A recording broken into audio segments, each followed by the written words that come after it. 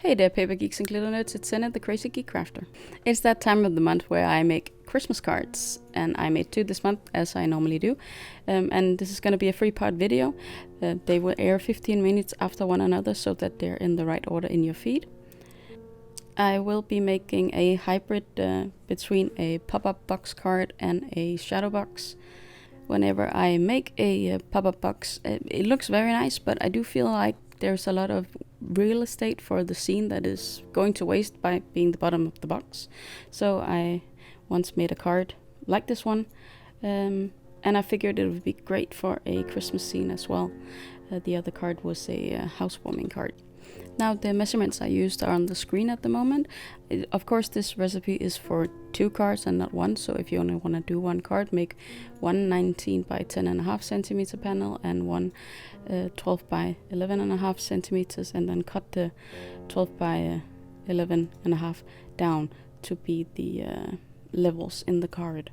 The scoring will come a bit later because I want to ink blend before I do the scoring on the back panel. If you do the scoring first and then do the ink blending, you will see that the ink catches on the score lines in the background, and I wanted it to be seamless, like the sky was wrapping around the scene. I wanted some hills for my scene, and I wanted some white hills. They're gonna be snowy hills. I am not using the stitch side of my dies here. I figured it would look more like snow without it, but that's a preference, I guess.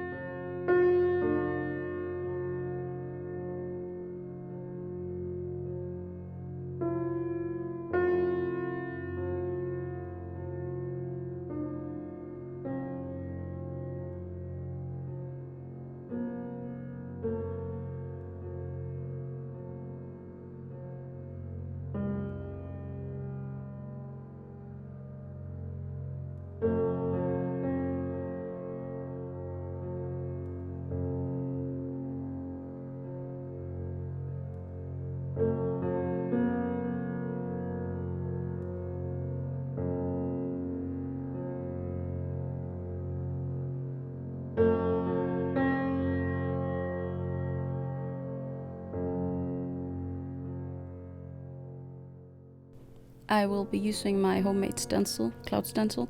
I'll put a link to the video in the corner if you want to see how I did that. I cut it with my Scan&Cut, and the details are in the video if you are interested. The one card is going to be a blue card, and the other one is going to be an orangey yellow card. So for the blue one, I'm using tumbled glass. For the other one, I am ink blending both scattered straw and dried marigold for the background, but I'm primarily going to use dried marigold for the card.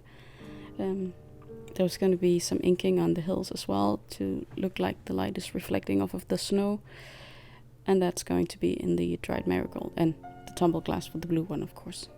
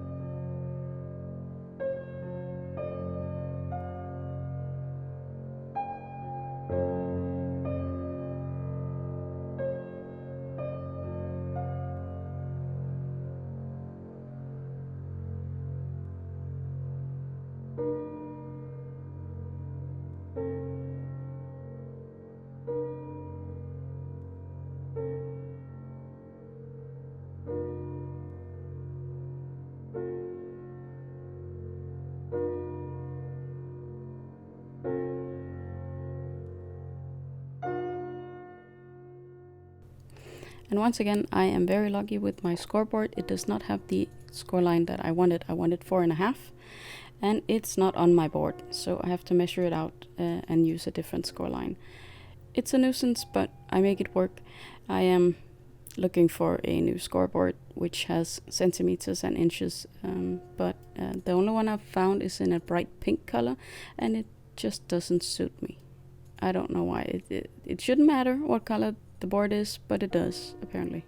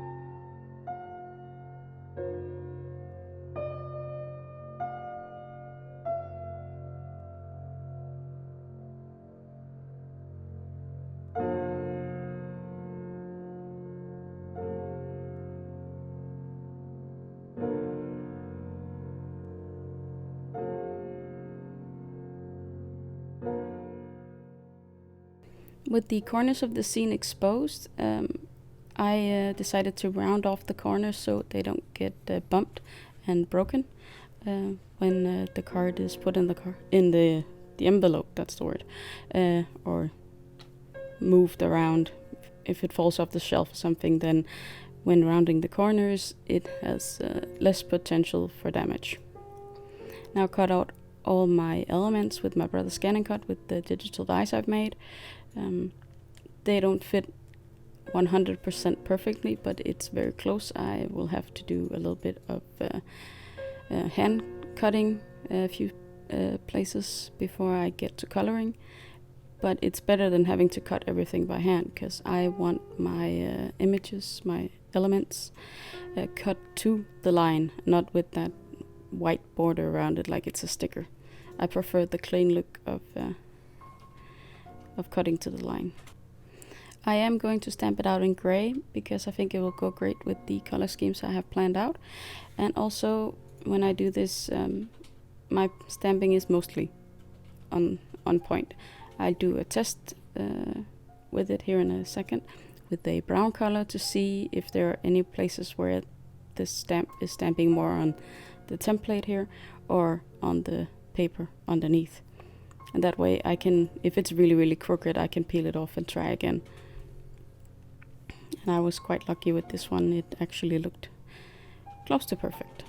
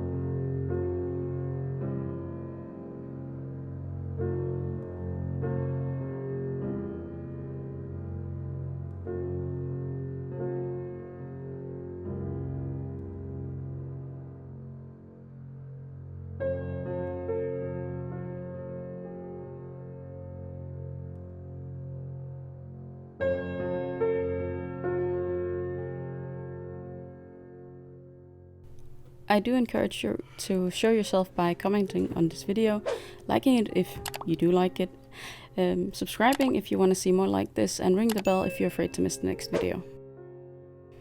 The next video is just the coloring, so if that's not of an interest to you, you can just skip it and go directly to part 3, which is where I assemble the card. No matter what, I hope to see you in whatever you pick as the next video.